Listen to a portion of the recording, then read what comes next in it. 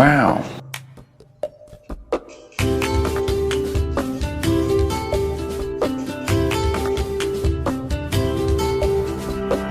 Today's lesson is algebra, with great expressions all day.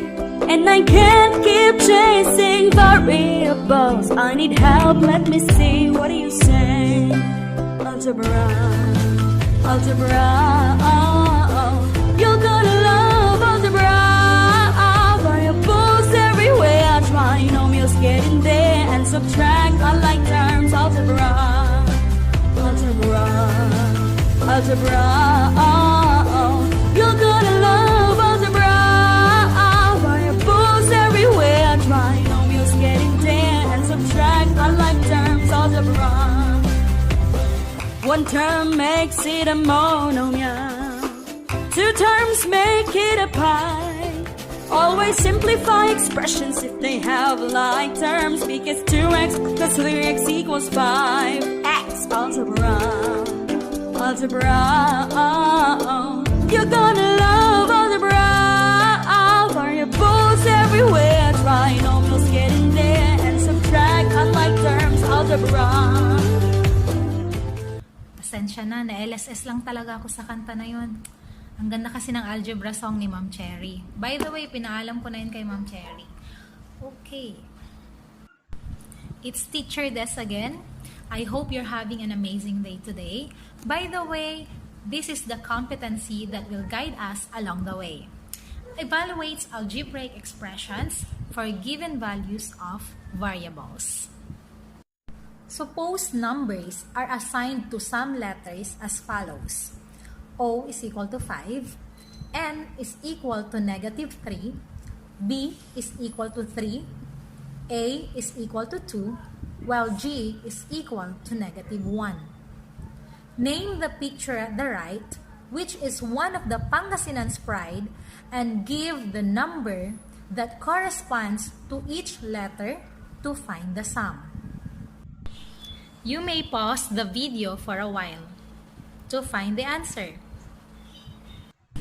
The picture at the right is considered as the favorite Filipino dip on seasoning for vegetables and sour fruits. Yeah, right. It is our Pangasinan pride, the bagoong. Assigning those numbers, we have B is equal to 3, A is equal to 2, G is equal to -1, O is equal to 5, O is equal to 5, N is equal to -3, and G is equal to -1. If we are going to add 3, 2, -1, 5, 5, -3, and -1, the answer will be, yeah, right. It's equal to 10. Let us read the problem. JR is 8 years old. On Sunday, his parents are planning to watch movie after attending Mass. The prices of movie tickets are 200 pesos for adults and 150 pesos for children 10 years old and below. If X is equal to the number of adults and Y is equal to the number of children, compute how much will they pay for movie tickets if, for letter A, only JR and his parents will watch the movie. Letter B, JR, his parents, and his 5-year-old cousin will watch the movie. And for letter C, JR, his parents, and his Uncle Johnny will watch the movie. Let's have the solution for letters A, B, and C. Substitute the values of X and Y in the expression 200X plus 150Y, where X is equal to number of adults and Y is equal to number of children.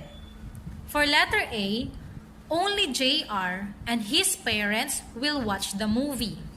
Therefore, there are 2 adults and 1 child. That is equal to 200x plus 150y.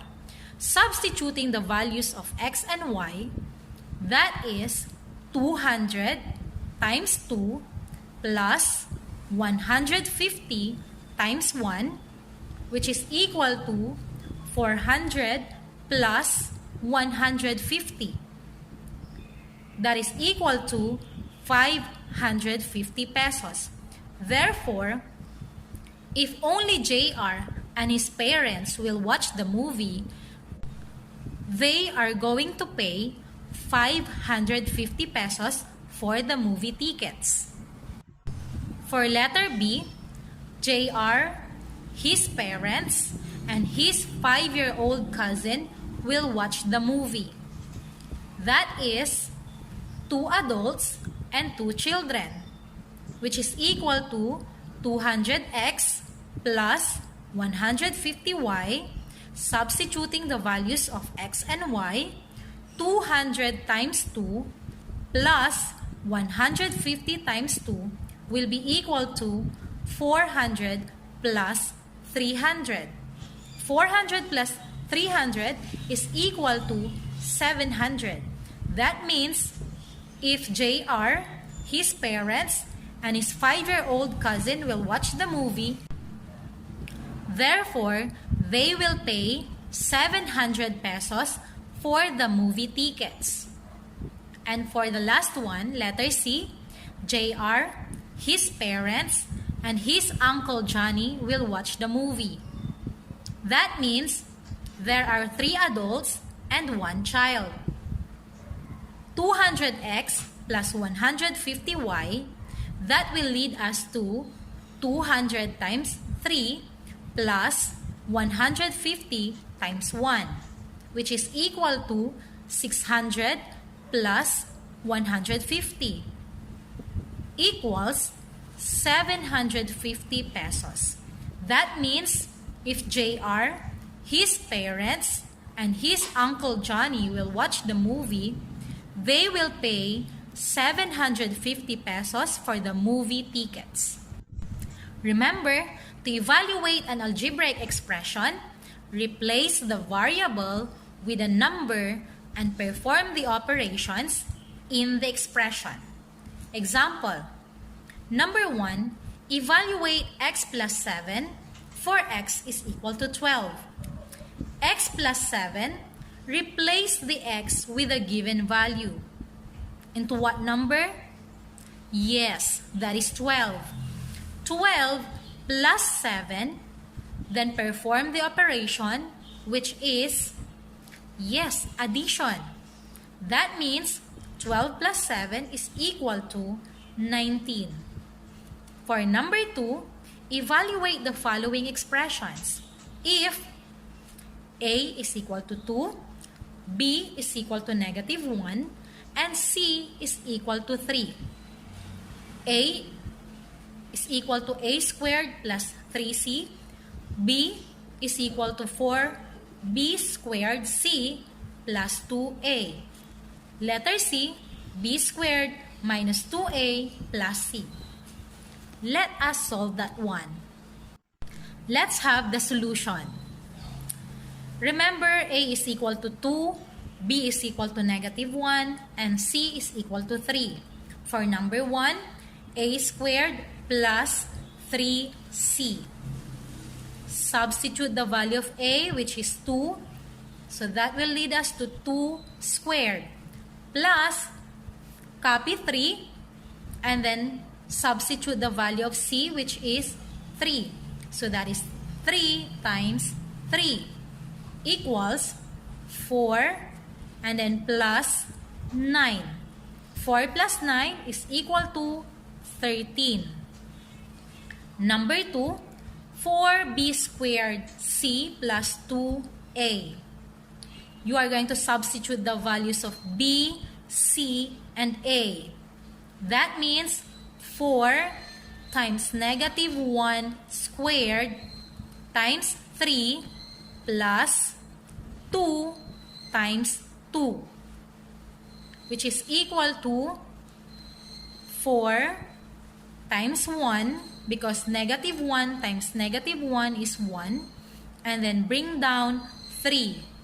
Bring down 4, and then 4 times 1 times 3 plus 4 is equal to 16. For number 3, b squared minus 2a plus c equals negative 1 squared, because we substitute the value of letter b to negative 1, minus copy 2, and then the value of a is 2. So 2 times 2 plus the value of c is 3 plus 3, which is equal to, yes, positive 1. Very good. Then next, negative 2 times 2, that is negative 4 or minus 4, and then bring down plus 3. So the answer will be 0. Yes, correct. Now, let us test your understanding. Evaluate the expression 2x raised to 3 minus x minus 4 when x is equal to negative 1, x is equal to 1, x is equal to 3, x is equal to 4, and x is equal to negative 2. Again, you are going to substitute the values of x from A to letter E. You may pause now the video. Wow, you're done already? Okay, here are the answers. Number 1, or letter A, is equal to negative 5. B is equal to negative 3. C, 47. D, 120. And letter E, negative 18. Thank you for listening, and I hope you learned something for today. See you on our next video.